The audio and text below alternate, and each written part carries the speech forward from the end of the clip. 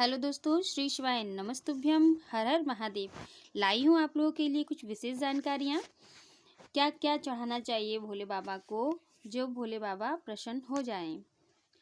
वह सब चीज़ें हमारे घर में ही उपलब्ध होती हैं, मगर हम उनको जान नहीं पाते हैं और भोले बाबा की कृपा हमें मिलती है पर अधूरी मिलती है। उससे पहले मैं आप लोगों से करती हूँ विनती, प्लीज़ लाइक शेयर सब्सक्राइब करना ना भूलिएगा।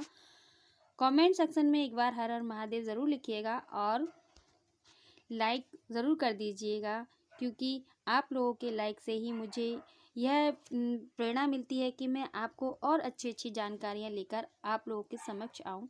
आइए जान लेते हैं वह 7 चीज़ें कौन कौन सी हैं। पहला है जल, दूबा, बेलपत्र, समीपत्र, अक्षत, भस्म, कपूर, और आपको आगे पता चल जाएगा कि क्या क्या करना। सबसे पहले जब हम भोले बाबा को जल चढ़ाने जाते हैं, तो अगर आपके पास में यह सारी चीज़ें हैं या फिर इनमें से कोई भी एक चीज़ है तो ज़रूर डालकर चढ़ाना चाहिए। जल में चढ़ाएं, डालकर भस्म डाल लें, इत्र डाल सकते हैं, कपूर डाल सकते हैं, काली मिर्च।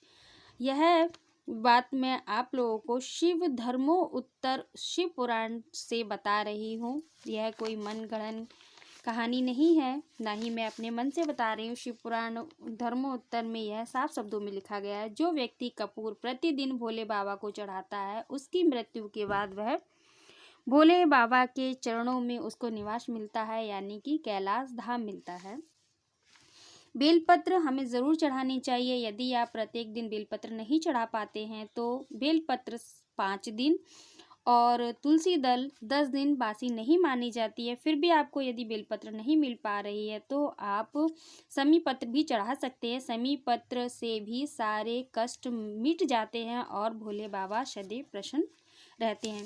काली तिल चढ़ाने से भोले बाबा की प्रसन्नता के साथ साथ माँ लक्ष्मी की भी कृपा प्राप्त होती है और माँ लक्ष्मी भी सदैव भंडार भरे रहती हैं आपके घर के। भस्म भी चढ़ानी चाहिए। सभी देवताओं को श्रृंगार चढ़ाया जाता है, मगर भोले बाबा का श्रृंगार तो भस्म है। अब आप यह विचार कर रहे हो कि भस्म कहाँ से लाएं, तो बेल फल की भी भस्म होती है। यदि आप बेल फल की भस्म संभव ना हो सके तो गाय के गोबर के कंडे को ले लीजिए, उसमें कुछ लौंग और थोड़ा सा कपूर जला करके उसकी राख बना लें और उसको अच्छे से साफ स्वच्छ कपड़े से छान करके भस्म तैयार कर लें। यह प्रत्येक दिन भोले बाबा को चढ़ाएं। अक्षत, इसके बिना कोई भी पूजा पूरी नहीं मानी जाती है। इस बात का ध्यान रखें कि अक्षत यानी चावल खंडित नहीं हो, टूटा ना हो, साफ सुथरा हो, एकदम स्वच्छ हो, वही भगवान भोले बाबा को चढ़ाएं। और मन, जब तक आपका उनमें मन नहीं लगेगा आपकी सारी पूजा व्यर्थ है और सारी ही चीज़ें व्यर्थ हैं। इस बात का विशेष ध्यान रखिएगा। तो आशा करती हूँ मेरी आपको जानकारी अच्छी लगी होगी। इसी के साथ मैं अपनी वाणी को देती हूँ विराम। हर हर महादेव।